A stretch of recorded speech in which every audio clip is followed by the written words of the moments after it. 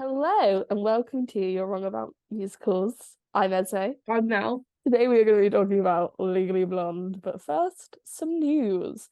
Now we don't have as I'm many gone. stories as we normally do because we recorded Wicked a bit later on in the week than we normally did, so there was more time for news stories to come out, if that makes sense. But there's a couple of things. We usually record like every When Wednesday, yeah, and then last week we did it on like Friday, yeah, that's right, yeah. and then today we're back on Today Wednesday. we're So back it's on been like Wednesday. 3 days. Yeah, it's been That's yeah. not true at all. No, it's been Um, 5 days. yeah, I think. We know but maths. usually there's 7. Usually the whole entire week. But what do you want to talk Uh, about first? Here Lies Love is unfortunately closing at the Broadway Theatre in yeah, November. End of November. It is November now, which is sad because it looked really innovative and cool. I can't lie, I've not listened to it. I know briefly what it's about. I've I seen people knew say they think it would do really well in London, it and it has would done well in because I London would go and before. see it. If it comes back to it's done well in London before, it went to the Donmar. Um, Oh, if it were to come back to London, we'd be there. yeah, I would go and see it. I'd go see it. And I liked the whole like how they transformed Broadway theatre into a nightclub. I thought that was cool. Mm. Moulin Rouge. Now this is kind of serious. I have something light-hearted for afterwards. Yeah, we're gonna do some lighthearted stuff after this, but this is serious. Moulin Rouge announced that they would be that Boy George would be joining their cast. Boy George, as along with being a big name, is a convicted criminal. Um, and not of like tax evasion or something, of holding someone. If I remember correctly. This is the He chained a male escort, I yes, think was the term they used, yeah. to a radiator. So Boy George got 15 months for false imprisoning a male escort, which is a horrific crime, Yeah, and I'm not sure he should be allowed to be in fucking Moulin Rouge on Broadway. yeah. It's a genuine problem on Broadway, which is weird and bad. Yeah. I'm not sure that's the kind of press you want to be giving to your show. And like Because I've happened seen okay. Where's it's happened it happened in West Side Story, the yeah. movie. It Oh, happened yeah. And it happened with the in 2020 arrival of West Side Story as well. yeah, it happened with Phantom. They had the James Barber, yeah, who was convicted of. yeah, it was some kind of paedophily charge. And then they had him doing like talkbacks with the students. Yes. No, I don't think Phantom did. I think another show that he was in did, but Broadway still allowed it to happen. Yeah, it's a genuine problem and it's horrific. And I'm not sure what the intended audience for this is because the die-hard Moulin Rouge fans have said this is extremely wrong. What the fuck? Yeah, So it's like even and you shouldn't ignore the charges, but even ignoring the charges, Boy George is a weird casting for the fact that Moulin Rouge has a relatively young audience. yes. Like my parents know who Boy George is. I vaguely knew who he was because of that. I feel like it's the same kind of way I felt about like the Betty Who casting. Um, I don't think they're comparable. Like No, but as in demographic like wise. it's not as in like I no don't as still in don't. with the intention, not as in Yeah. who they are. Yeah.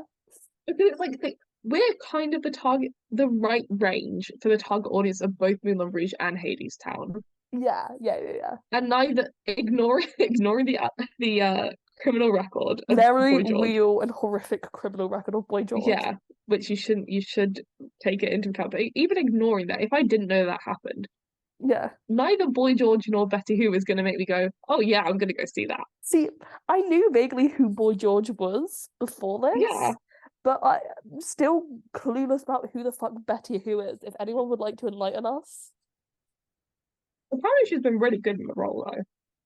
I don't care. I don't know who she is. I don't know who the hell she is. Do you want to share some lighthearted news? Starlight Express pre-sale opened. I would know. I was in the pre-sale. Oh my god, it's I extended. haven't bought tickets. It's I extended, I haven't bought think. tickets. Yeah. So it was already on until like October. Yeah. I texted you. It's now been extended to February 2025. It doesn't even What? open until like June 2024. Well, yeah, because I think they have to completely revamp the theatre. Yeah, the way they've done it looks really interesting. Just on the seating plan, it looks very interesting. Yeah, Well, I know how Starlight Express works. My assumption, the way they've done it on the seating plan is they just have like a circle as the stage and then interesting. big gaps around it. And my thought is that's going to be the racetrack. I don't know if I should say spoilers for Starlight Express. Fucking it's Starlight Express, man. We can spoil it all we They want. roller skate. They roller It's based skate. on Thomas the Tank Engine. They Yeah. roller skate. But like the seats right at the front where I'm assuming they're skating past you are like 150 quid. Well, Andy is a capitalist. I'd also like to say this pre-sale is the first time I've ever found out that there are proper Starlight Express like stands. Yeah, people love Starlight Because Express. Were you in a queue? no, I went in like 5 hours after it opened because I forgot it was happening. Oh, There were still tickets available. yeah. But it's because I saw a TikTok of this person and they were like, oh yeah, I booked like 4 nights in the front row seats to go and see it. Like you did what? For what purpose?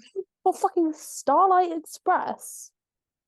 But then again, to be fair, people did the same thing for like Newsies when it was there. Yeah.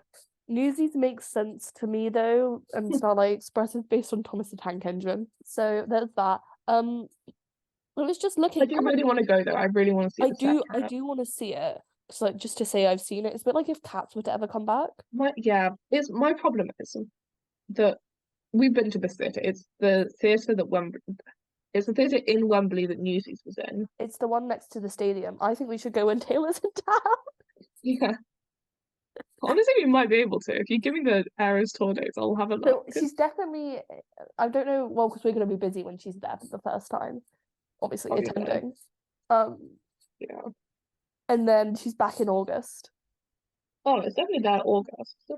She's like 15th to 17th. I'll double check it later, but I think we could do that. Wait, What I was gonna say was, um, because I know what the theatre's like, yeah, I am genuinely hesitant to buy the cheap seats because I know that they are bad. yeah. Um, Well, and considering we didn't buy so the Newsies seats that tickets we until it got, opened. we basically got the same seats both times we saw Newsies. Yeah, The seats we got were the cheap ones for Newsies, or cheaper. we still got They're them the at a most, discounted rate. yeah. Well, not the second time, No. but they're that area is now the most expensive bit, Interesting. which is why I think that they're skating around that area because Yeah, there's no reason otherwise for it to be that expensive. yeah. I've also just looked. The What's on Stage Awards have announced that they are open to take like you can vote for the nominations. Yeah, they want the Phantom wants to be nominated for some stuff. Anyway. Oh. The Mean Girls movie musical trailer's out and it's Oh, shit. people are not happy. People, I'm trying to be nice about it, but yeah, she means me. everyone is not happy. Why have they used an Olivia Rodrigo song in a movie musical trailer? Okay, I've seen so many people being like, "Oh, this reboot." It's not a reboot. It's It's not just a fucking movie of the reboot. musical. It's a movie of the musical. It's like Hairspray, but they've decided to market it completely the wrong way. Just have like the overture playing, or just the "My Name Is Regina George" thing. People fucking love Renee Rapp at the moment. Yeah. You guys are just being idiots. Also, I don't. Allegedly, they've cut "Where Do You Belong," and I don't agree with that as a choice. The other two songs I've heard that they've cut, I do like. I'm like, okay, I understand why. Like, there's gonna be cuts in a movie musical, but these "Where Do You Belong," I'm like, that's actually really important for the plot. In all honesty, as well, I feel like there were out of the three they've cut, I feel like there were better ones to cut. Stupid with Love. Stop. Yes, they fucking kept Stop and not Stupid with Love. I'm not seeing a world where Stop should be kept in over like Where Do You Belong? No, and like Stop Stop over It Roars. It Roars has been, yeah, oh, fuck yeah. it's gonna be a train wreck. Like it's gonna be like Dear Evan Hansen, but on like a worse, like a smaller scale. Don't have any Gatsby news to share for this week, guys. Stay tuned. We might have some Yeah. next week. My Well, lecturers it's going to Broadway. I don't know if we talked about it last week. allegedly, we've heard. Allegedly, it's going to Broadway. Allegedly, we've heard it's going to Broadway. And when I found out, I outwardly went, yes, win for me. Other people are not so happy. Some people, the person we heard this from, public social media, they've gone on a one-man crusade against it, and we find it hilarious. But that's for a later date. My lecturer started talking about The Great Gatsby, and it was horrific. It was in a lecture about child poverty, and she started talking about The Great Gatsby, and I was like, how the hell did we get here? It was kind of bad for me. Anyway, is that all we'd like to say? All I can think of. Yeah, vote for the What's on Stage Awards to make sure Mincemeat doesn't win. Anything but mincemeat. Anything but Mincemeat, personally. I'd like Next to Normal to win, but I'll take anything over Mincemeat. Legally Blonde is a musical with a book by Heather Hatch, music by Lawrence O'Keefe, and lyrics by Nell Benjamin. It is By based me. like you. It is based on the 2001 movie, and it is also based on the book by Amanda Brown. So the book is very much inspired by the author's like own time at Harvard Law School. She is self-described blonde. And in her first week of law school in the 90s, she saw this flyer basically saying women of Stanford Law, I'll go and meet some nice girls. And she went to the meeting, and these were not women, these were angry people. The woman who was leading it spent 3 years at Stanford trying to change the name from Semester to Ovesta. Ovesta? Yeah. They started laughing and realized everyone in the room took it very seriously. So I didn't make any friends there. School wasn't hard at all, it was the people. The most loathsome dose of antisocial disorder. It was an anthropological study of the law school species, since nobody talked to me for my Ovesta moment where I started laughing. I had plenty of time to watch people and write letters. I was writing letters to my friends to amuse myself. By the end of the semester, I had 300 pages. And like Elle Woods, she would write all of her stuff on pink paper with a pink fluffy pen, and found an agent who picked it up out of the slush pile because it was on pink paper. It went out to all the studios and publishing houses on the same day. Overnight, there was a bidding war. MGM bought it. It was rejected by everyone on the publishing side. So the book and the movie would be released within like a couple months of each other. And according to the Phoenix Times, there was a deal signed for the musical back in 2003 before the second film had even come out. When did the second film come out? 2004. Yeah, because that's the year Elle graduates law school. Oh, yeah. The musical is the mashup of the two properties. It's done in association with MGM Stage, with it being their third Broadway musical after Chitty Chitty Bang Bang and Dirty Rotten Scoundrels. And the other musicals that they've done have not been financial successes, with their most recent venture being New York, New York, and also Some Like It Hot, which is currently running, but I think that says all you need to know. One win, and it was Legally Blonde. Legally fucking blonde, and they've been trying for a win ever since. And it's hard to lose with Legally Blonde because it's just great. Legally Blonde is actually so fascinating to me. It was really hard to find stuff on like the development of the show. Normally you can find what like time people started being involved and stuff. However, I just couldn't find it for this because I think it's like being lost to time. Yeah. No one thought to save this stuff. However, it would have its out of town tryout at San Francisco at the Golden Gate Theatre. All I could find is that Laura Bell Bundy and Kristen Borle agreed that their characters needed more time to connect, which is what led to Take It Like a Man. I hate the song Take It Like a Man. Do you actually? I like never listen to it. I get people bring it up, but I completely forget that it's a song. In San Fran, there was a song called Love and War, which became Positive, and at one point, Positive was called Beacon of Positivity. Here's the thing, I'm gonna feel like this about a lot of like changes it goes through. Yeah. Is that what it is right now? Like what was put out is so perfect but everything else seems like shit. Also, and keep this in, by the way, you're gonna Yeah. want to cut this down.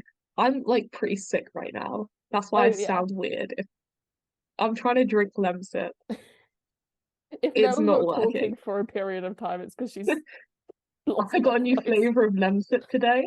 Really? What kind? Honey and ginger. Did you get the actual brand Lemsip or like the own I brand? did. That's I got it from Sainsbury's. That's why my Sainsbury's order was so much more. That's expensive. Wow, really Yeah. splashed out the cash. Um, But my God, it's clearing the sinuses. it's important to note that Legally Blonde, like now looking back, seems to fit right in with the modern musical theatre canon, but at the time, like a lot of people were very unsure about it. So With the New York Post saying, off of the heels of The Wedding Singer and High Fidelity, Legally Blonde, which opens in New York in April, seems some more of the same, seemingly stacked against Spring Awakening, a genuinely original show that captured the industry's imagination. Yeah, as I said, it would open well, in San okay, Fran in let's 2007. the New York Post hates fun and whimsy. Well, investors of Legally Blonde, there are dozens, and they've all descended to San Francisco. Hope the show will capture the same army of teenage girls who, as conventional wisdom has it, made Wicked a smash. Lead producer Hal Lutwig suggests Legally Blonde isn't the only bubblegum set. If teenage girls love it, that's great. But in fact, it's going to be more than teenage girls filling our theatre. Wicked is making 1.3 million a week, and you're not just getting that from girls. Obviously, it's tapping into a larger audience. Hopefully, if we could do it too. And they talk about changing gay or European. That's also okay, actually no, it's not a plot point in the movie. I think briefly mentioned in the movie. In the movie, she's stood at the water fountain and he's drinking from the water fountain and she's stamping her fur. Don't you stop your little last season platitudes at me, honey. Yeah, and she goes, "Oh, he's gay," and then runs back into the courtroom and go, "He's gay, he's gay, he's gay." Like, I don't care if he's gay, I'm not gonna call him out on it. Yeah. Um, Despite being a sexual assaulter, Callahan was an ally. no, it wasn't Callahan at that. No, it was Callahan at that point. Yeah. Yeah, he I was an think ally. no, I think Callahan was just a misogynist who didn't believe a word that Elle said. This is so niche. Have you seen the thing where it's like sometimes a writer is so misogynistic that they become homoerotic Oh because they yeah. cannot write good female characters? That's what Callahan is. That's like Ernest Hemingway. So we've spent like an hour before this talking about classic. Talking about like classical takes. My sisters, I gave my sister an idea for an EPQ and we were talking about it. It's really interesting, Um, actually. So some older producers think it's hilarious, but younger members of the company say it's an old hat with lyrics that catalogue one stereotype after another and vagues on offensive. We've had a lot of grey groups in the show. We're in San Francisco. Surprise, Ludwig says. And they really enjoyed the number, but we're definitely debating it. well, good thing they kept it in. It's a great number. It's funny. It's funny, but they have changed it now, I think. It's homophobic in that 2005 way. In a way that only something from 2008 You can know, be homophobic. I know exactly what you yeah. mean. It's, Review. go and tell your friends that I'm obsessive and crazy. That's fine. I'll tell mine you're gay. In the Not words of Taylor homophobic. Swift. Fucking hilarious. Do you want her to play that night on Wimbledon with the original lyrics? Yep. I feel like Taylor Swift could do very well as Elwood Legally Blonde. If she could, actually, I think she probably could sing it. Stunt cast idea. Yeah, idea. You could rent out a stadium and do Legally Jake Blonde. Gyllenhaal as ever. I have an idea, guys. I have a completely brilliant plan. I mean, controversy brings in audiences. Yeah. Jake Gyllenhaal as Emmett, Taylor Swift as Elwood. Wait until some Swifties get a hold of like gay or European and they'll lose their minds. We need who's the bitch they think she's gay for? Oh, Carly Kloss, she can be a sorority. She can be Vivian. Vivian. Yeah, there's some readings that like her and Vivian are in a relationship. Yeah. This is a lot of fun. Yeah, I feel like what's his fucking name? Travis Kelce?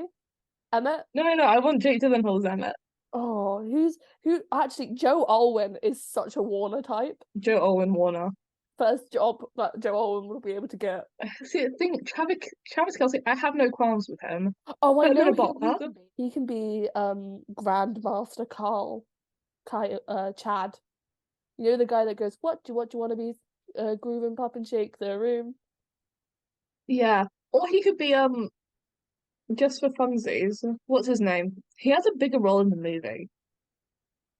The guy that they get Paulette's dog back The from. other law student. Oh, yeah. You know who I'm talking about. He Yeah. has a much bigger role in the movie. Yeah. I Yeah. don't remember his name. No. That can be Travis Kelce. That can be Travis Kelce. I think Scooter Braun should be Callahan. Callahan. Or Scott Yeah. Borchetta, Callahan. Mm. They can I fight it think out. Who else do we need? Sorority girls we can just do. be the girl squad. Yeah. I feel like who do we put as that really like really feminist Lena Dunham. girl in Yeah, obviously. Lena Dunham. Um I think that's everyone. oh who's What? Paulette? Paul fuck. I want to say like Liz Rose, her old collaborator. Dolly Mm, Parton. I was gonna say something, and this might be a controversial casting choice. Go ahead. Jack Antonoff as Paulette. You put him in drag. Why don't you be Kyle or someone? No, I think Paulette's funnier. That's not gonna be. Huh? Aaron Desner. Oh, Aaron Desner can be Kyle. Any Broadway execs out there, we have Yeah. an idea. Yeah, that's a cool. You guys just need The to write people want Taylor Swift on Broadway. We can make it happen. We can make it happen. You'll have to pay us $1 million for this idea though. Because we Listen, know I we'll can make give that in a you. week. I just paid my rent and I did a shop. This needs to go through. Yeah, guys, the offer is always standing. If you guys want to pay us and we'll watch Dear Evan Hansen, we're not joking. We actually have no way for them to pay us. Let us know. We'll figure it out. Reviews. So I think this is Variety. Yes, it is. Variety said, amid the glut of movies becoming stage musicals, Legally Blonde seemed the better candidate than most. Originally a virtual musical comedy minus the songs, it sported a lightweight but sturdy plot that loses little in translation. Indeed, both the 2001 pick and the 2003 sequel are so formulaic that Turner might stand a reasonable chance of improvement. Good news does that. Thoroughly and delightfully so. Bad news? Well, there is none. This fuchsia fluffsicle soaked over choreographer turned director Jerry Mitchell might win over the people that are opposed on principle to Hollywoodization of Broadway. But its San Fran tryout is already genuinely likable, splashy crowd pleaser that could prove a grumble proof come its May Prato launch. Bundy may not have Witherspoon's radiant warmth, who does? But she engagingly makes up with it for on her own, even as she delivers a faithful reproduction of its originator's non-singing voice. Much of Legally Blonde is smartly engineered, good-looking, high-energy, hilarious. It's easy to forgive it in moments where it's spotting an earnestness where the material can't easily support. Much is lumped on Boral, though he manages to be funny when he can't. Among the shows, what? Would you like to know who's making their debut as Catherine Parr in Six tonight? Is it Hannah Lowther? Yeah. Wow! I might keep I that just in. saw her on West End Understudies. Our favourite place, actually. Love that. I wonder if Shout out Hannah Lowther. I wonder if the costume debacle is gonna be seen. I think she does have her own costume right now. I hope so. I'm thinking she does, because I remember her saying She's not allowed to show her costume until she's gone on. I remember that. yeah, which is why I'm thinking she has her own. Yeah. I remember she showed her in-ear thing and she said the alternates get black in-ears, but the queens get ones in their own colour. Yeah, that makes sense. Which I thought was very interesting, actually. Yeah. Among the show's many appealing aspects is how it manages to swim into a broadly assuming shallows, whilst at the same time avoiding heartlessness. Be true to yourself message is utterly by the numbers, but such is the evening's charm, it doesn't seem fake. Pretty good review by Variety. Variety will pretty much review anything. I trust Variety. Yeah, They normally seem bang on the money. I Was it have am I right in thinking Variety recently put out something about Marvel where they were like Marvel's fucked. yeah, I trust Variety. Variety are like the entertainment news source. Oh yeah. Talking Broadway said there is no doubt in my mind that proper timing and little cutting to this musical could be a hit with summer Broadway audiences. It's fun, entertaining musical that people will be seeking in these troubled times. Basically, just good times all round. Who loves it? Yeah. It would start performances on the 3rd of April 2007, with it officially opening on the 29th of April at the Palace Theatre. The cast would be iconic. The original Broadway cast of Legally Blonde, in hindsight, is iconic. Oh yeah. You have It's incredible. Laura Bell Bundy as Elwoods, Oh, Christian Borle as Emmett, Annalie Ashford oh, as Margot, the sorority girl, Leslie Rodriguez Kritzer as another one of the sorority girls, Orfeh as Paulette, and podcast legend Andy Carl. oh my God. Do you want to know what his like roles are in her Please tell me. ensemble? Kyle, Okay. because he's the UPS guy, Kyle. Oh my God. And then this one made me cackle. Grandmaster Chad. It was so real. I've never realized he was a UPS. Like I was aware that he was like in it and he Yeah, had a role, yeah. but I have never like put two and two together. I love Andy Carl. Carl, guys. Andy Carl's the UPS guy. Well, you've only recently discovered your love of Andy Carl. It's in that weird way where I think he's batshit insane and I love him. It was Yes. like when there was that video and it was like there's gonna be a Forrest Gump musical and it hasn't been announced, but Andy Carl is going to be in it. And I was like, he is, but don't say that about him. Don't be rude about Andy. What do you mean? We have an Andy that we dislike and an Andy that we like. And sometimes they toe the line between the two. They change. But yeah, Yeah.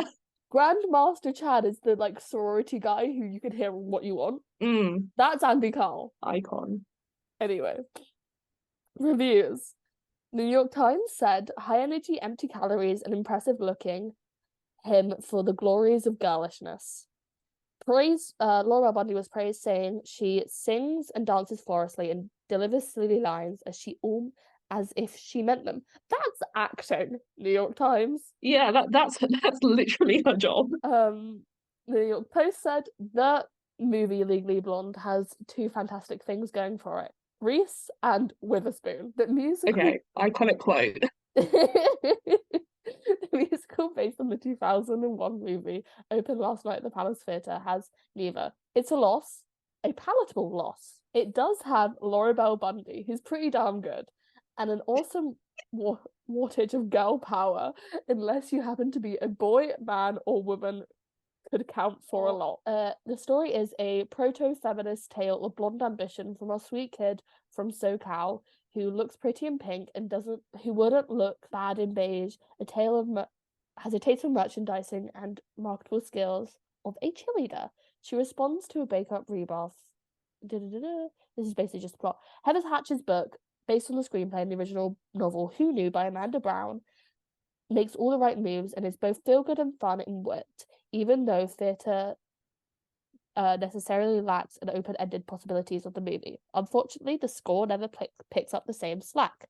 Although the lyrics by the husband and wife team, Lawrence O'Keefe and Nell Benjamin, are markedly sharper than their usual. Sorry. Huh? Yeah. Lawrence O'Keefe and Nell Married? Benjamin. Yeah. They're married. I had no idea. Come on I now. genuinely had no idea. I'm exposing myself. I think it's 'cause I'm sick. I'm exposing myself a lot in this episode. Jerry Mitchell, making his debut as a full-scale Broadway director, gives a story staging that moves from phonetic to frantic, and his choreography is to choreography what Paint by the Numbers is to portrait. And the performances are as prosily right as the show's beautifully trained Chihuahua and Churchillan bulldog. Exposing myself again. I always forget that there's a second dog. Yeah, so did I. I forget that they have the other dog. There is another dog in the show, in case you guys forgot as well. I know why I forget about the dog. I loved it in moderation, an effervescent and radiant Bundy. I hoped for an even more measured charm from Borle, the smartest kid on the block, and Rupert's crispy, suspicious law professor, while Orphe provides an adorable value as a beautician who doubts her beauty and a stylist needing more style. A pleasant, if noisy, night out. But for those who've seen the movie, the warmth of Witherspoon hovers dangerously close. Jesus. Variety re-reviewed the show and said, it's a good-natured appeal is undeniable, right down to the delicious, probably unintentionally cruel timing of its Riverdance parody. Following the Trurid fellow Broadway newcomer Pirate Queen into New York. Right. Would you Never like to? heard of the Pirate Queen. It's by the same guys that wrote Les Mis. You probably should. Don't care then. How do you beat Les Mis? Yeah, exactly. It's Wi-Fi, like, you know, whenever someone was like, oh yeah, Starlight Express, why are you trying to top Phantom? Andrew cannot top Phantom and it's driving him insane and I love it. And he's tried. He's tried. We've seen it, he's tried. Oh my god, we get to talk about it in this episode actually. It being Love Never Dies, Yeah. right? Yeah. Okay, good. I love Love Never Dies. Anyway. It's so silly. Do you want to do the synopsis? Anyways, the sorority sister Valley Girl goes to Harvard Law to get her boyfriend back and ends up defying expectations while staying true to herself. Based on the novel by Amanda Brown and the MGM movie starring Reese Witherspoon. Okay, fucking boring. Yeah. Yeah. Come on. But that is Legally Blonde. And I love it. I love Legally Blonde. Yeah, it is Legally Blonde. But if you're gonna have to mention that it's based on a novel in the movie, just say it's just the movie with some songs. Yeah. Yeah. I mean, it was about as Okay, what the Mean Girls marketing should have done. Fuck's sake, man. I love Legally Blonde the musical. I think it's really fun. I love Legally Blonde so much. I love. Oh my god, you guys! And I love the fact that the way it's, you know how it's yeah. OMI. Oh my god, you guys! Oh my god, you guys! Like it's spelt phonetically. Oh my god! Oh my god! Oh my god! That's really pleasing to me. I love What You Want. It's an amazing number to me, in my opinion. Accept what you want. I'll get. I'm doing the one from the bike. Sorry. We get to talk about that. We get to talk about that. And I'm obsessed with So Much Better as a Act 1 closer. It's so good. I love the song Legally Blonde. Oh my god, yeah. Actually, just like a dream song to sing at any given moment. Yeah, I think the musical. I like Chip on My Shoulder as well. Oh, Chip on My Shoulder is really great. And I like it when I love it for the moment where Elle has the I've been thoroughly beaten where she basically has the big realization of let's not face him away, let's face him and say, hey punk, let's dance, and like decides to study forward. I think the musical does get the balance right between having heart and being very funny. Yeah. I think it's the thing. The movie is incredible. Yes. Like as much as I've spent like the whole time Esme's been trying to explain Legally Blonde, saying I love Legally Blonde. They're wrong. They're being too critical. It's great. The movie is like 100% better. Oh, There's no doubt in my mind that if I was given the choice, I would always rather watch the movie. Yeah, you know? I think I can separate them as two very distinct, separate things to me, though. Yeah, like they're very different. There's nothing wrong with that, but that's also part of the problem. Yeah.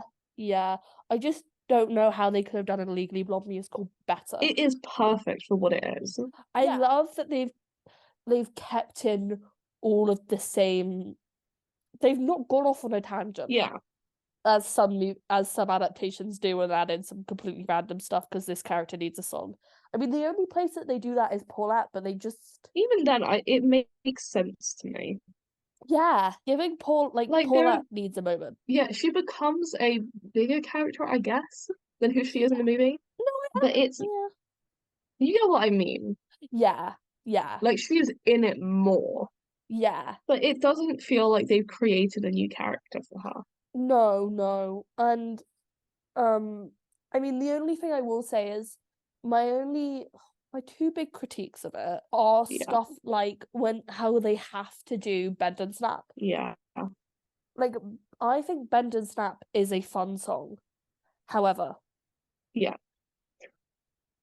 I think that they could have done with cutting it at some point, but they have to do Yeah, Bend and Snap. yeah. Do you get what I mean? Yeah, it's like yeah, I keep going back to Mean Girls as a comparison point. Well, it similar It's creative kind of the best teams, comparison. similar It's like the best source material. comparison. Yeah, it's either that or Heathers for Legally Yeah. Blonde. Those are the two you can compare it to. No issues. And I'm tired of talking of Heathers. Yeah, we did two whole episodes on it. So I would say like it's like if Mean Girls took out her being hit by the bus or Yes, took out Fetch. yes, yeah, It's like these things that ultimately aren't like a big part of the plot. yeah, The story would be no different with or without the bus maybe. yeah. Fetch is a better example. But If just they the took out best Fetch, it example. wouldn't impact the plot much. Yeah, But why the hell would you go and see a Mean Girls musical if they if just never brought up Fetch, which if is one of the most Regina like never says, memorable parts? yeah, if Regina never says to Gretchen, stop trying to make fetch happen. It's never going to happen. I will like there are moments that transfer really well to stage. I mean, obviously, I will always and forever love the movie version of when Elle goes, "What? Like it's hard." Yeah. I feel that It's like moment in one of my the bits I bones really yeah. whenever I go home and I have the where I go to uni conversation with people. You got into I can't say what you got into. You got it. Basically, every time I go home, I have like a similar conversation to what Elle has with Warner, when he goes, "You got into Harvard, what?" And What, like it's hard? I should just start saying what like it's hard. See, I actually have the opposite. Where people's like, you chose to go there? I have to say, yep, See, it's all fun and it was games. hard. See, it's all fun and games, and then it happens twice in a row within like 2 minutes, and you're just like, guys, get a new talking point. But like it's hard. What like is hard? I'm gonna So stop yeah. saying that. The Yeah, thing I what were was you gonna gonna say? say that I fucking love in the musical, I actually did not realize how like intentional it was until I went back and rewatched the movie because I don't know if you guys know this about me, Esme does. I'm really bad at watching movies. Like I Oh, just yeah. don't watch them If all the you were like time. if you were like why was she asking whether or not you'd seen The Wizard of Oz? Well, because Nell doesn't watch. It was a genuine shock. What was it that I'd never seen that you were that a lot of people get shocked by? Oh, basically I hadn't everything. seen Twilight until about 2 years ago. Not Twilight, Elf? Titanic. I've Yeah, never seen Elf. yeah. You could just like name a I've popular never seen movie. most of the Star Wars films. You can name a I popular just don't movie of the watch a lot of last like movies. 10 years, and Nell's probably not seen it. Yeah, I'm really bad at watching movies, but I do genuinely like. I love Legally Blonde the movie. I will go back and rewatch it. I Yeah, was rewatching it maybe like a few years after I'd listened to the musical properly. The reason I think at least that like oh my God is such a theme throughout the musical is because of the end scene in the courtroom. Because yeah. in the movie, she says, "So if in fact you weren't in the shower, as I suspect you weren't because you," and she does the whole thing, and It's everyone kind just of goes, like "Oh when my their God, husbands. I didn't mean to shoot him. I thought I was through the door," and Yeah. then they all go, "Oh my God, oh my God, Oh oh my my God," god. and they do that. And I was listening to it, and I was like, "Oh, that's why, that's why, oh my Yeah. God, is the theme in the musical." Yeah. But I think they do that really well. Because the kind of thing when you start listening to it, you're just like, okay, they're all these like cringy sorority girls. And like that's the thing. People are like, oh my God. Oh my god, you guys. I can't do it, but my friends can do a really good Valley Girl accent. I can't. I'm They're kind like, of losing oh my my voice, God, let but me get some oh my god, like Starbucks. I'm going to the store. Like I can normally I'm do going to the store. a pretty good Valley Girl I'm gonna get accent. I'm getting I'm ready. gonna get a pumpkin spice latte. I'm getting ready for Elle and Warner's engagement today, guys. How exciting! Like all of that. You just think, oh, they're just like making fun of girls that speak like that. Like But these sorority, these very yeah, feminine girls. yeah, And then it keeps going. But like by the end of the first act, you'll realize that oh my God is just a theme whenever Oh, something good happens. it's just something they say because I mean, when Elle first wins that mock trial against Warner, they all are like, and I also like the sorority girls becoming a Greek chorus. Yeah, that's really fun. I think that's fun, and like sorority derives from Greek life, allegedly. I don't know. Yeah, it Um, does. yeah, so that I know makes this sense. one. Um, got too into Banner Rush talk, so that's fun, and they all say, "Oh my god, oh my god, oh my god," like when she does that.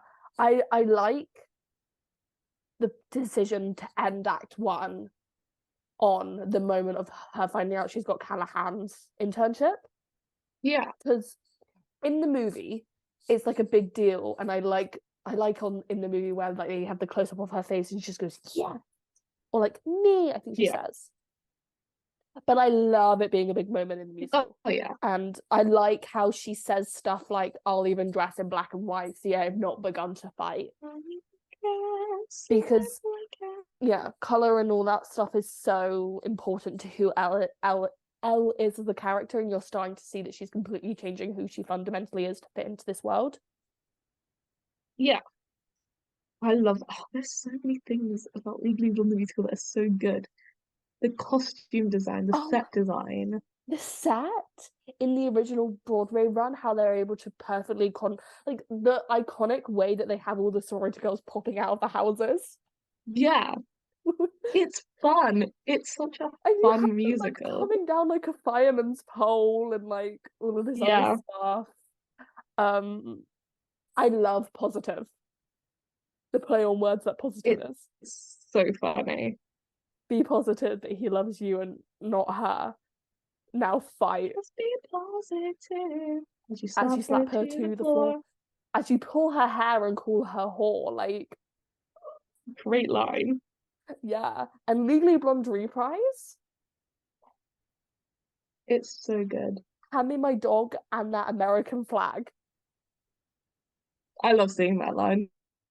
So fun. Um, do you wanna get into the Christian Borle Laura Bell Bundy? Um, This is all alleged, alleged, alleged. alleged. Let's see how much I can remember off the top of my head. Okay, go ahead. Because I did some extra research into this because I was just bored this week. At least one of them Uh-huh. is married. Christian Borle is married to whom? Christian, I know this. I don't remember. Sutton Foster. Sutton Foster. Laura Bell Bundy isn't married at all. She might be in a relationship, but we're unsure on that This one. was literally like 15 years ago. It was 2007 or something. Yeah. I'm really sick. And they both get cast in this amazing musical called Legally Blonde, Yeah. and they're playing love interest, a normal thing to play in a musical. Yeah. But they take, I guess you could say, they take method acting too seriously. You know, they say, hey, creators of Legally Blonde the musical, our characters need to get to know each other more to fall in love. Yeah. And the actors apparently also said, we need to get to know each other more and fall in love. What I'm alluding to is Christian Borle leaves his wife, Sutton Foster, for Laura Bell Bundy. Is that all you remember? I feel like there is more, but I don't remember it right Okay, now. there I is just more. know that he did that, Uh-huh. started a fucking cast, and now Ariana Grande is dating Ethan Slater. Okay, so the story goes, and this is all from what I've learned from secondhand information. Again, this is 15 years old, whatever, whatever. Sutton and Christian Borle are married. Okay, they've been married for like 10 years. Okay. He gets cast in Legally Blonde. She gets cast in Frankenstein's Wife or something like that. As Frankenstein's wife? I have no fucking clue. Anyway, I feel like I know anyway, what she was in as if it was as Frankenstein's um, wife. alongside someone named Roger Bart. We'll get to him in a moment. Uh-oh. This is so unhinged. I don't know if the only thing we know for fact is the thing I'm going to say at the end because of the fucking tweet about it from one of the um so yeah, the rumor is Christian gets in Laura Bow and wrecks his marriage.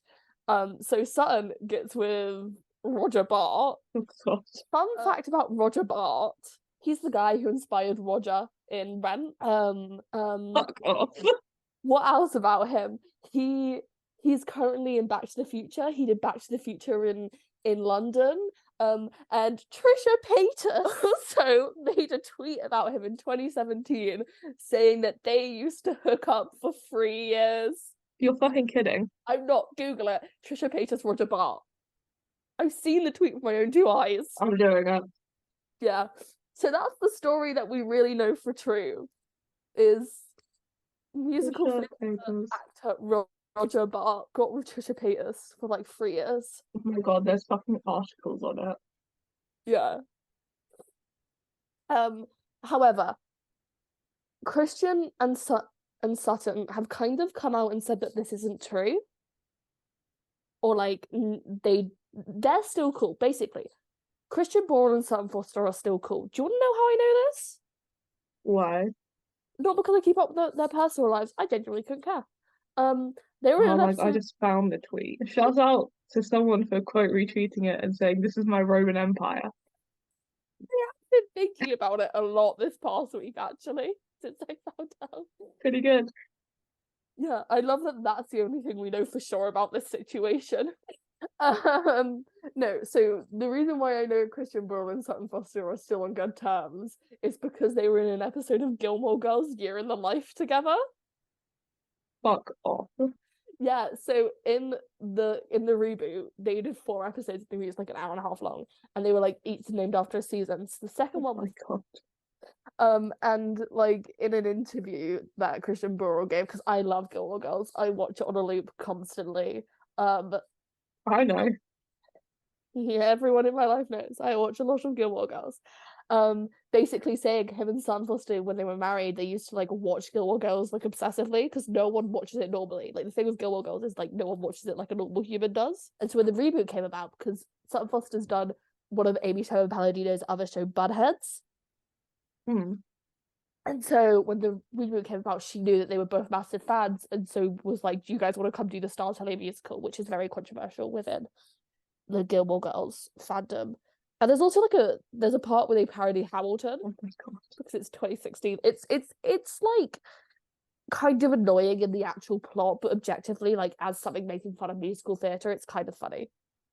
You'd probably watch it and laugh. No, yeah. Whereas I kind of like skip through it when I do watch Year in Life, which isn't often actually. Anyway, so that's that. I'm trying to think of like other things to say about Legally Blonde, apart from just it's really good. It's really good. I really enjoy it. I really wanted to do it at one point, and I campaigned me and Toby, we campaigned too hard to the point where they were like, "We can't do it. You guys have campaigned too hard." I've definitely sung songs from it before. Yeah. I've seen it, but I think we're gonna get into that when we talk about the specific production of it. You've seen people at it too. Yeah.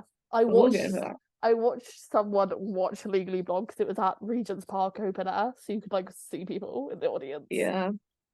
I think I've seen 2 productions.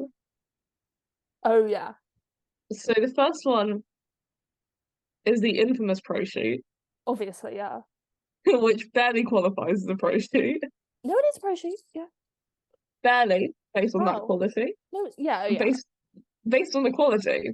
Barely you're gonna be shocked when you find out some stuff about it. The second one I've seen, lovingly titled Illegally Blonde. I saw someone go as Courtney Take Your Break Girl for Halloween. It's such a good production. No hate to any of the children involved, because you guys are children, and God knows what would happen if our... Oh, that's probably what I've sounded like for the past 19 years that I've been singing. However, I'm 20 now, so 20 years. I think some of the reason why we all love it so much is because that was us. Yeah, like it's bad, but it's not. It's not bad in a bad way. It's not like Bible Hamilton, which is, yeah, it's just fun. Yeah, we do actually have like an idea to do something about the phenomenon of like illegal musicals, because a lot of people have spoken out about like there's a whole Rolling Stone article based around illegal heathers. Boo. It was actually really interesting. They got a lot of the people to talk on the record about it, which is interesting. The people who've been in it have made like YouTube videos about it. I've seen. I know the girl from Illegal, Which girl? Heather Chandler. Yeah. One of the guys who was okay, I was gonna describe him in a way, but I shan't describe him like that. Oh yeah, He was I in know the exactly who ensemble. you're on. Party guy. Yeah. Yes. Let's call him that. He made a video on it too. I remember watching that one. Yeah, these were like it's kind of hard to explain like in retrospect. Yeah, I'm trying to find the account that I used to watch. It was such a strange phenomenon that only really lasted like 2 or 3 years. Yeah, though to be honest, you do get like I'm trying to think of how to put this Well, because I wouldn't say like Starker did parody musicals. Apparently they're gonna stop doing parody musicals, which is really sad oh, because I loved their parody musicals. yeah. Um, Well, but they have hinted what? you know how like Where's My Dad? I'm All Alone. Yeah, That kind of like was like, oh, that's like Illegal Heathers again. yeah. Okay, the ones that I know for sure exist: Illegally Blonde, Oh, it's amazing. Be More to Legal. Yeah. It didn't have a fun name, but the Shrek the Musical one. Oh yeah, that was good. Yeah.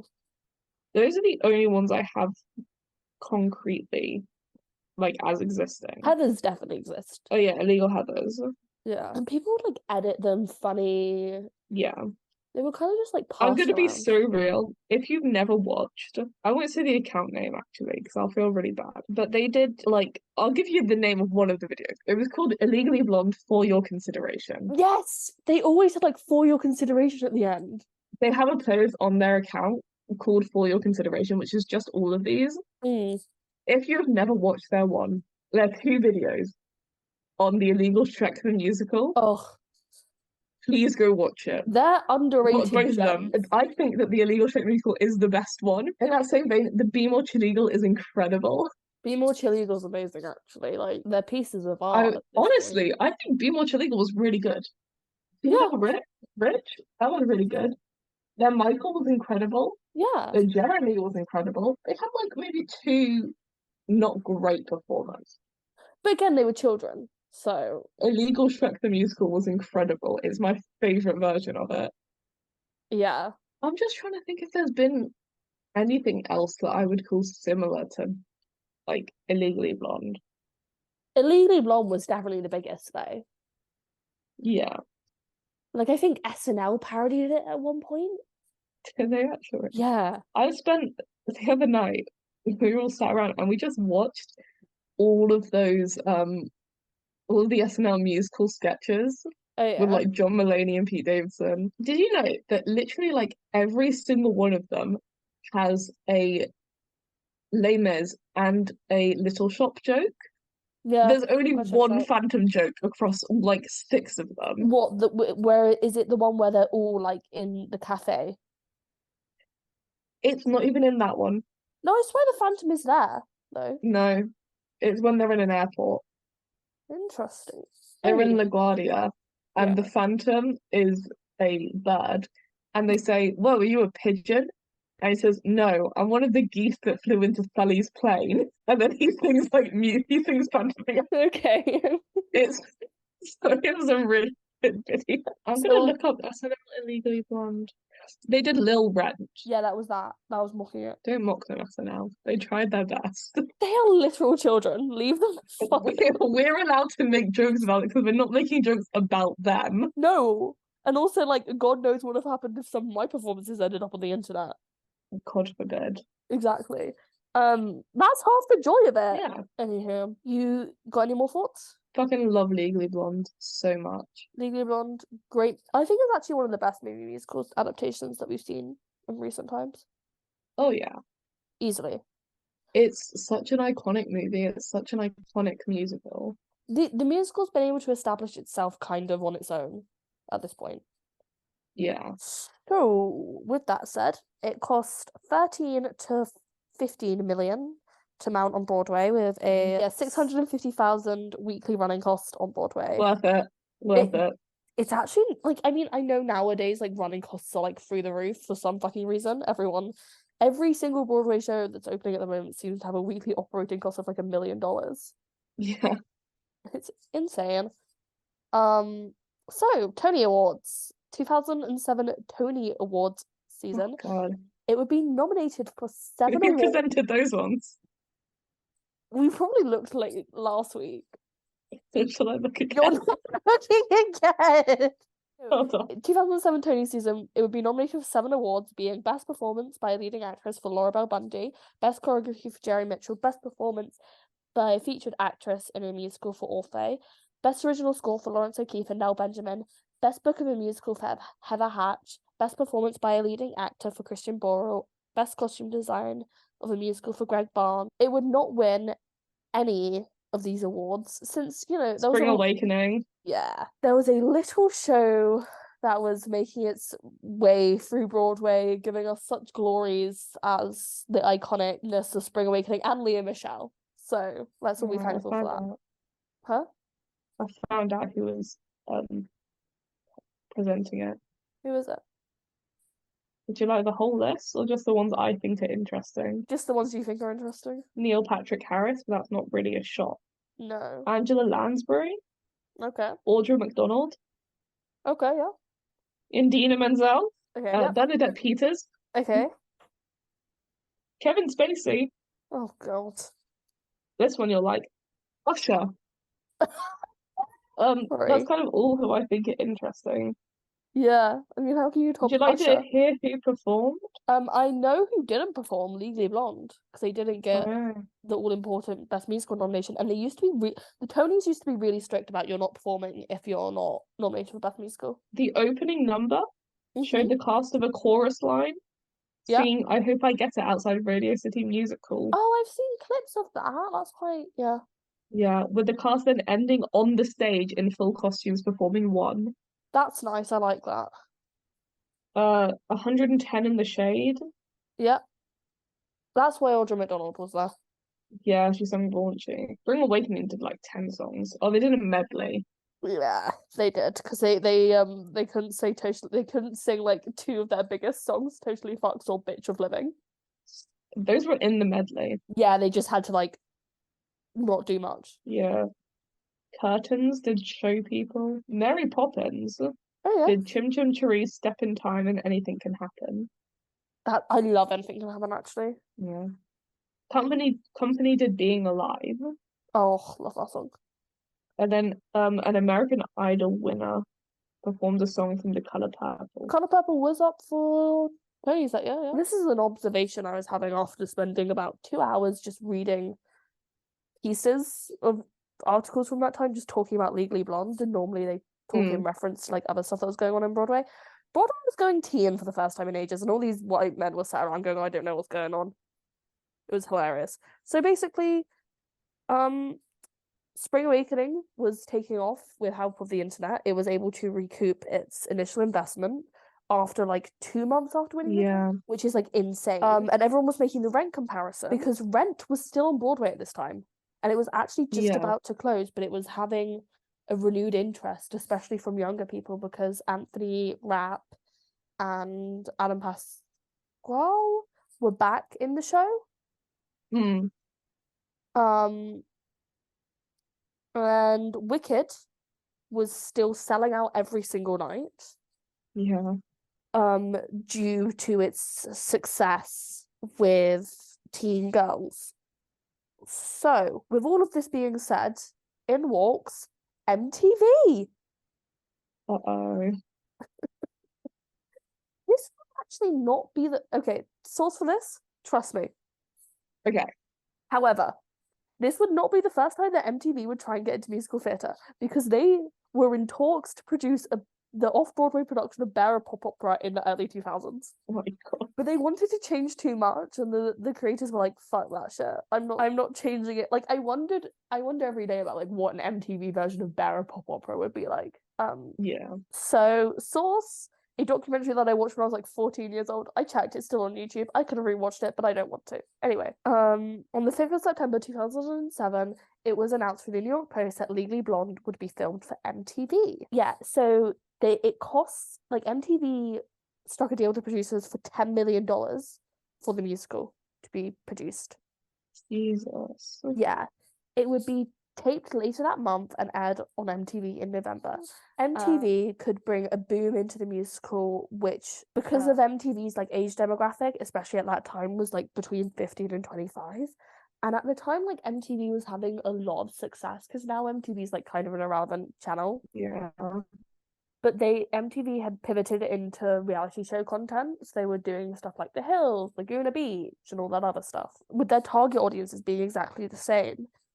Blonde, Legally, all the fucking articles just call Legally Blonde blonde, which is weird. That is crazy. With it having a good summer and then it's starting to dip in September and October as tourists like leave. And again, it's a big theatre. It costs a bit of money to operate, which isn't like a lot, but like it costs a bit. It's about promoting the show in the long term. Yeah, and they weren't able to perform at the Tony Awards. And the source says, look at High School Musical. It's the most popular stage musical selling out all over the country. The TV is funneling the stage show.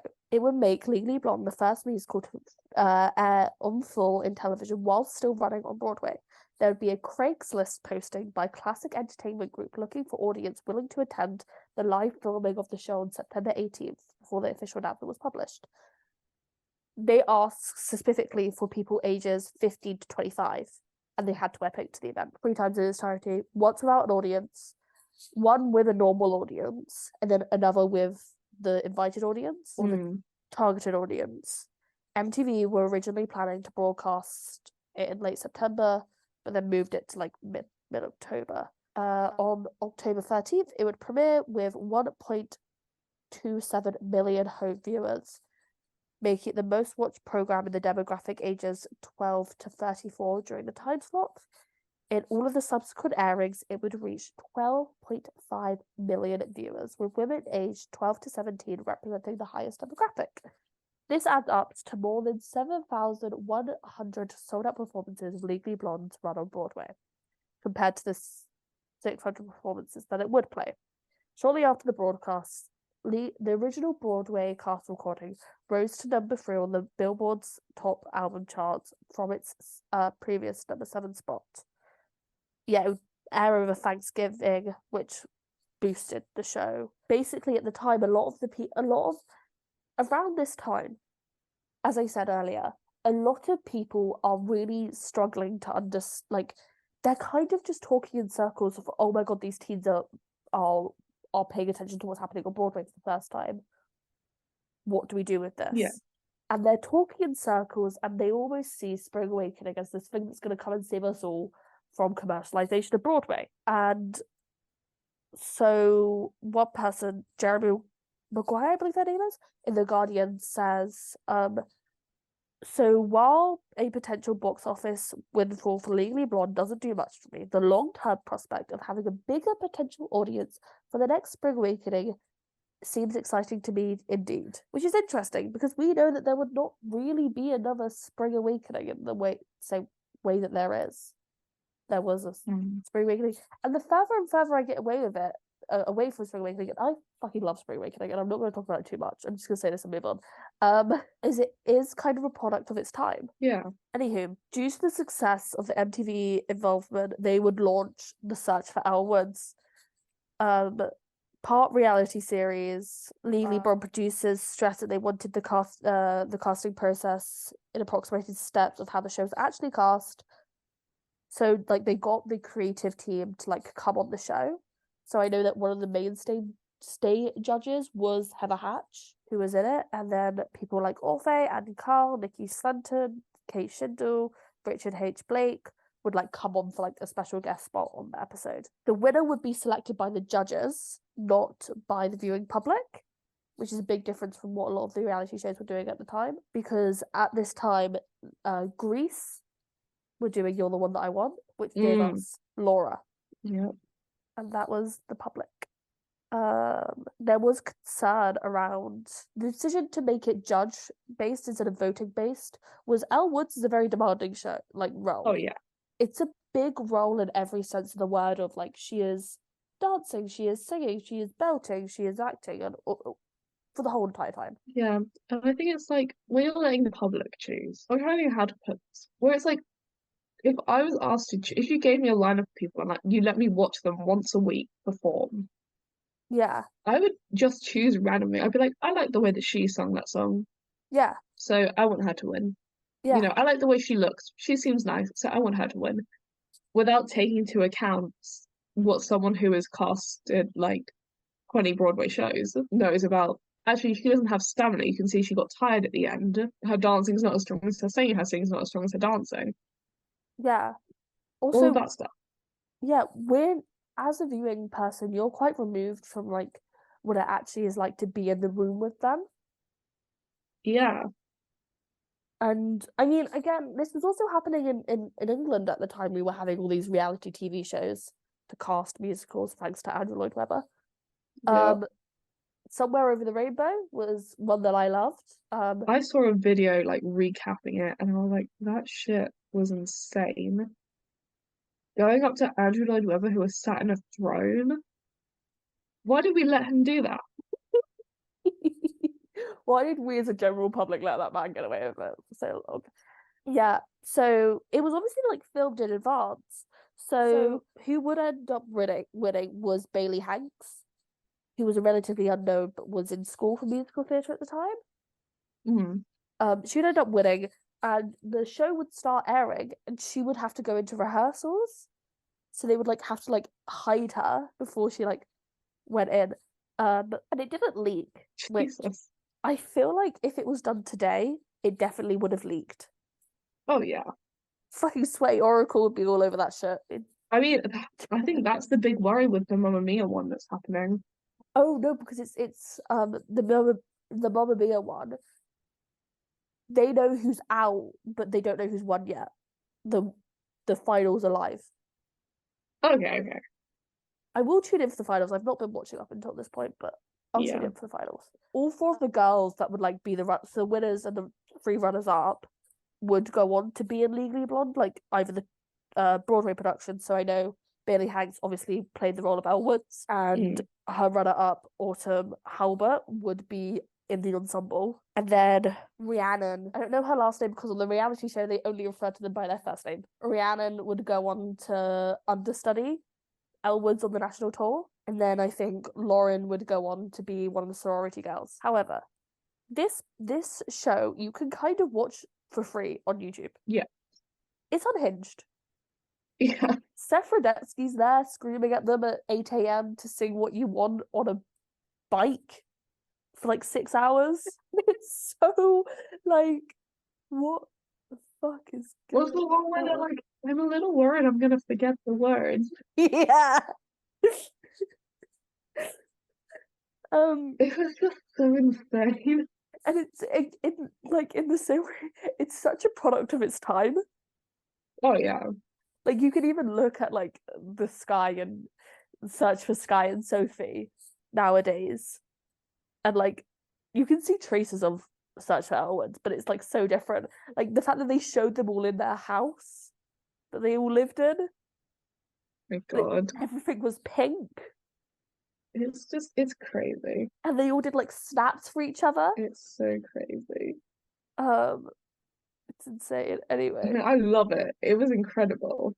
But my God. there's this really like the article where I've got a lot of this information from is like an oral history that they've done with basically everyone involved.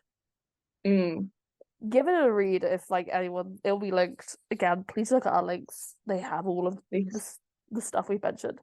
So it was announced that it was closing 2 months after Bailey's first performance, with the closure set for October 19th, 2008.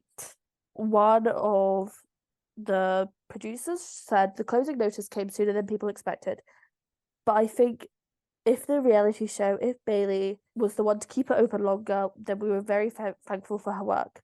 For a second, I took it personally. I felt miserable for everybody. I thought it was my fault. I mean, obviously, like everyone was having a financially hard time in 2008. Yep. And so they weren't going to spend money on a musical. Yeah. Because it is really bad timing yeah, for Bailey. I think if the 2008 financial crisis hadn't have happened. I think the original production would still be on today. Really? Maybe that's a bit much, but it would have been open for a few more years. Oh, yeah. I think Maybe it it would have, would okay, maybe it would have closed with a pandemic instead. yeah. I think it would have had to have moved houses because the theatre it was fucking massive. But no, it should have ran at least 5 years or something like that. Yeah, it feels like it ran a lot longer than it did. Yeah, so Bailey Hanks said around that time, I think it was 13 shows had closed or some had gotten their closing letters. It was a sigh of relief because it wasn't like you're the only show on Broadway closing. It wasn't you're not as good as Laura Bell because I got that. People wanted to say. It was a tough time. It allowed me to accept and understand that this happens to everyone. And Hal Lutfig said, producing Legally Blonde has been one of the highlights of my career.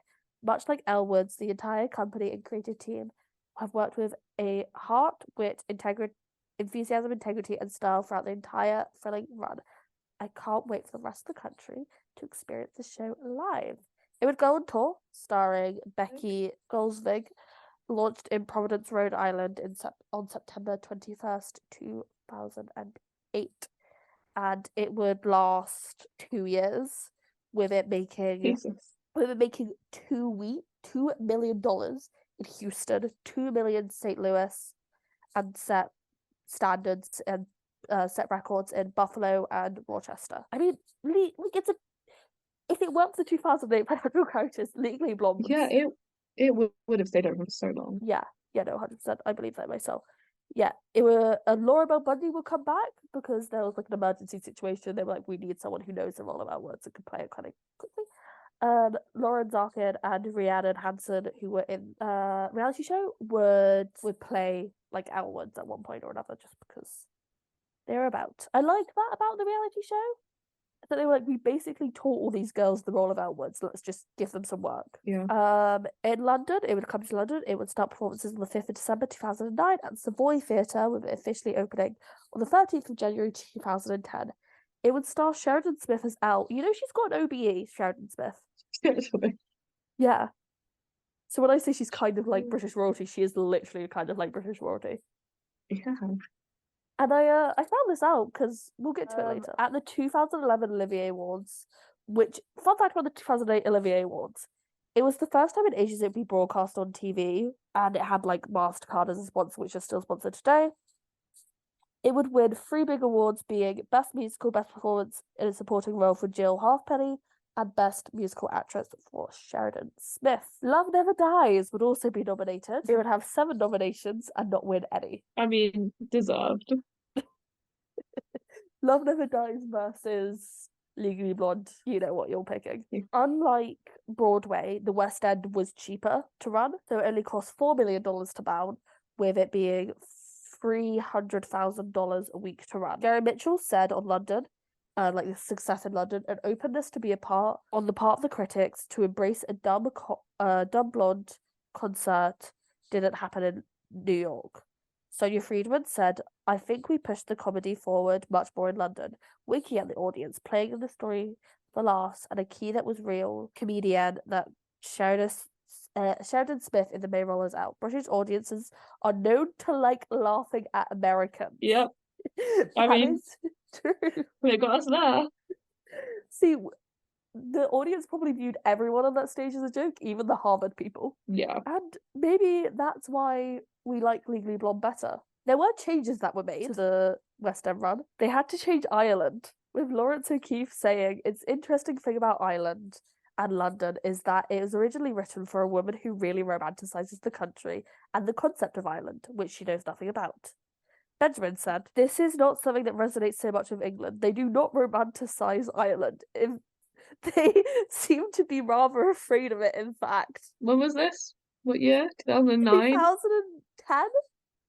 Yep, I can see that. What did they change it to? They changed the story. I have it written down.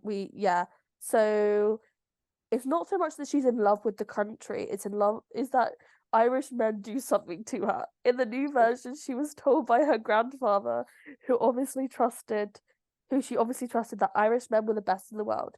So she never goes and looks up Ireland because she believes what she was told and that she has a dream. They initially thought they would have to rewrite would be specific to the London production, but Benjamin said, as it turns out, we were cracking it open really to lead us to wonderful direction with the character. So they like implemented it into the tour. This is the version that now is around the world. I have heard both versions and I prefer the original. Yeah, same. But it's a thing. Americans romanticize the shit out of Ireland. Yeah. I mean, Ireland's fine. Nothing wrong with it. I have like extended members of my family who live in the New York area and they are proud American Irish and they are not that Irish. I was talking, a ton of my friends this year are Canadian. Yeah. And they're like, it really sucks that you guys don't do St. Paddy's Day or like St. Patrick's Day. Yeah, because we're not Irish. So, you know. I've got some Irish relatives in the way that most people have. Yeah, but it's like I know Irish people and they somewhat celebrate it. No, I get what you mean. Like being Irish to us means a completely different thing than being Irish to Americans. Yeah. Yeah, 100%. Yeah, there would be a London cast recording being recorded live at the Savoy Theatre, and it would close on the West End on the 7th of April 2012. Since then, it has had performances all over the world, including South Korea, China, Malaysia, Japan, the Netherlands, the Philippines, Sweden, Finland, Austria, Dominican Republic, Panama, New Zealand, Australia, Belgium, and France. In 2022, it was announced that Legally Blonde would return to London, this time to Regent's Park Open Air Theatre. Regent's Park, if you're listening. We've got some ideas. We have many ideas for you. Mel has an entire pitch ready to go, if you ever want to give her a call. Please. We think we could make you a lot of money. Honestly, I don't even think we could. No, I don't think it would sell that well, but I want it. They don't need to know that.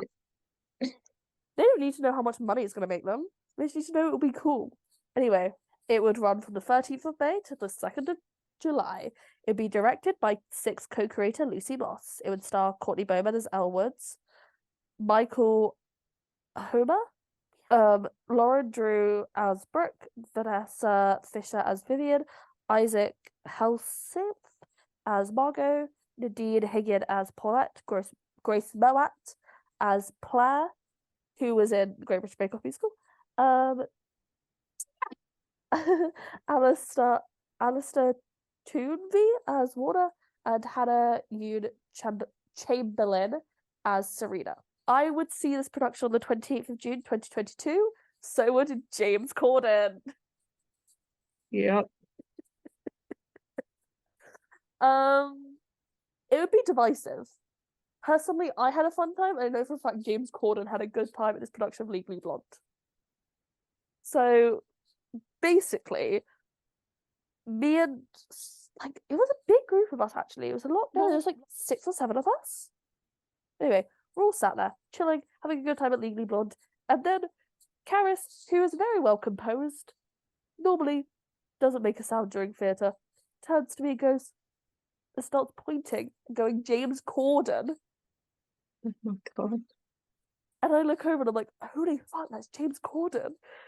And it was during Chip on My Shoulder, so a fair chunk of the performance. Yeah. And then we're sat there, and I'm watching James Corden watch Legally Blonde. That man, he loved So Much Better. Don't we all? Yeah, he got really into it, and then he like skedaddled off for the interval. And we were like, we're not even gonna try and go up to him because we know, one, we won't get to talk to him. 2, what the fuck does one say to James Corden? He's kind of a dick. He is, and the vibes he was giving off were not good as well. Ironically enough, though, some of the people we were with had watched the Cats movie that day. Unrelated. Oh god. Just had watched Cats 2019. And then he really loved Whipped into Shape. And then at the end, he left early, obviously, to avoid the crowds. But as he was leaving, obviously, like, James Corden leaving is going to cause, like, a bit of a scene. He left during the bows. Yeah, and he, like, waved to the audience as he was leaving and bowed and then left. So when all the reports of him being an absolute dick came out, I was like, checks out. He was rude at the production of Legally Blonde I went to. I just really hate James Corden. Fair enough. And then when I was looking if there's any proof of him going to see Legally Blonde online, I have photos of James Corden Legally Blonde. Anyway, I saw that he got OBE on the same day as Sheridan Smith. You Yeah, that's so when I googled Legally Blonde James Corden, that's what came up. know. Can we take away his OBE actually? I mean, maybe. Yeah. But yeah, as I said, it was quite divisive with Time Out saying if you've always been desperate to see Legally Blonde, but more so, then you've already got a ticket and are unlikely to be disappointed.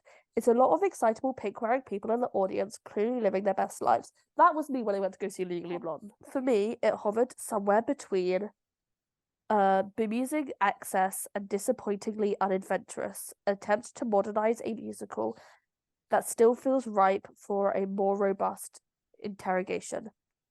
Still, it's worth a look. For the Gimp Man Dog alone. Oh yeah, I what? remember that. Bruiser was played by a real person. And at first, when I first heard, a Bruiser the dog is played by an actual person, I was like, what the fuck? That sounds horrific. Then I went to go see it and was like, this is actually the funniest thing I've ever seen in my whole entire life. Yeah. I thought it was hilarious. The Guardian said the gender politics feel overhauled, as does the central blonde bombshell previously played in London by Sheridan Smith. Both she and Witherspoon were classically white blondes. Bowman's blonde braided L was entirely different. There are a few cookie cutter blondes in there, in fact.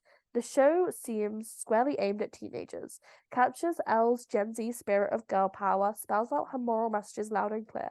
I believe in sisterhood, but this heavy-handedness can't be faulted as the musical trades on a lack of subtlety. I said, boo. I just want an excuse to be racist. Fuck off. Like the only critique I have of the production, it isn't the fucking dude playing Bruiser.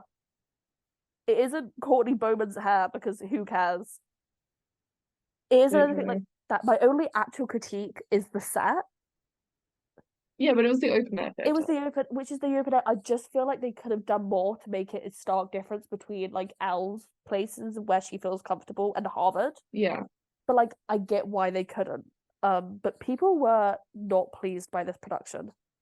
I don't get why. It's the same way I feel about like when Annabeth was announced for the new Percy Jackson series, Yeah, where it's like, first of all, they're not changing her story. It's not like legally blonde because she's black.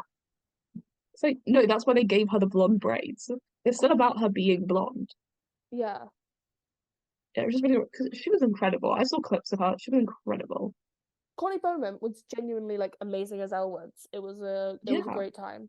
I really enjoyed the production, and I was a bit side-eyeing it because I was like, why the fuck is Bruiser a human? Like, they did stupid stuff. Like, the Bruiser being human is stupid. Not in But like it a bad worked. way, in like a silly way. Yeah, it was just silly. It's a, And I I don't liked, get why more people didn't have a problem with that over yeah, the hair.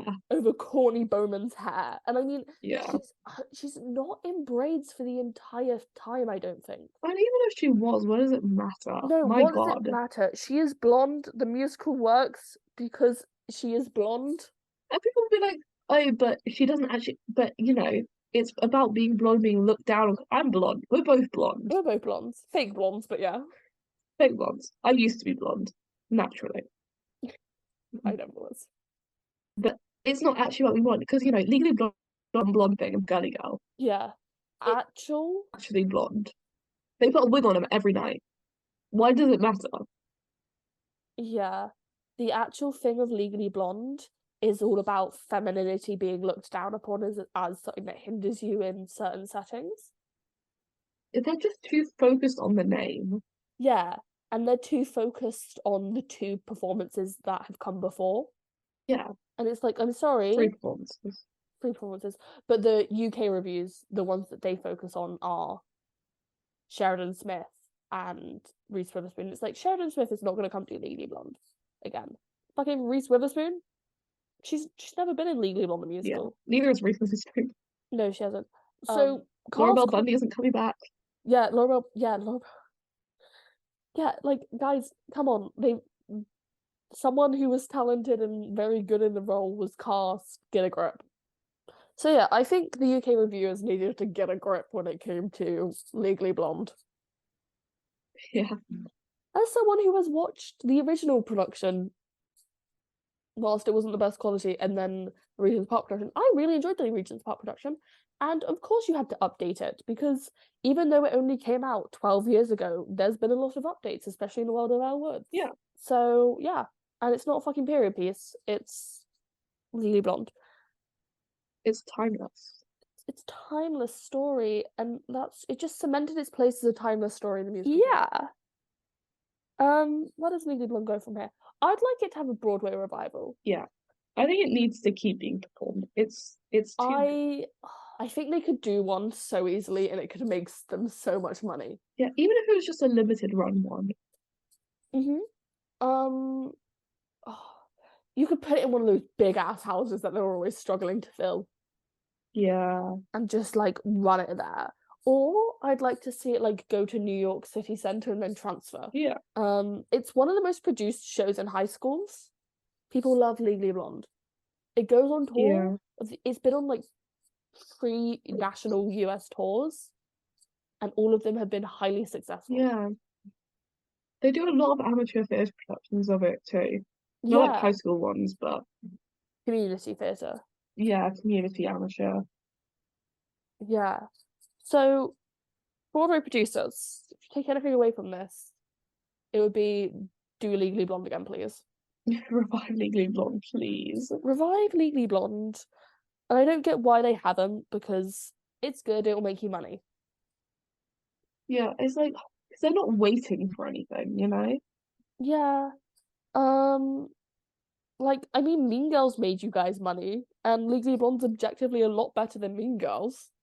Yeah. And they're not doing a shitty little movie adaptation of it. I'm so pissed about it. Although I do think a lot of the success of Mean Girls can be owed to Legally Blonde almost trip and failing a little bit. Oh yeah, definitely. Like, there is not a world where both Mean Girls and Legally Blonde can run on Broadway at the same time. Yeah. And I do find it interesting that Mean Girls is going into the same theatre as Legally Blonde originally did. Yeah. It does like try to make too many comparisons between them. I mean, yeah. It's an easy comparison to make though. They've got a similar creative team, similar source material, but they are 2 completely different things. And I'd say Legally Blonde's been very impactful in musical theatre. Yeah. In a way, Mean Girls will struggle to hold on to that longevity. Like it's got Legally Blonde the musical has got longevity. Yeah. No doubt in my mind. Yeah. They want to bring it back to London again? I'll be there. I'll go. There's just nothing more to really say about Legally Blonde at this point. It's good. We like it. Good. We like it. It's one of the better movie musical adaptations of our time. It's fun. Woods forever. Next week we will be doing Come From Away. Okay. Yeah, so next week we will be doing Come From Away. I've just gotten a text from a friend saying, have you seen the Mean Girls musical trailer? They're pretending it's not a musical. Oh god. Yeah, if you guys want to rate us, leave us a review, let us know your thoughts, opinions, whatever. We'll find it hilarious. Anyway, bye-bye. Bye.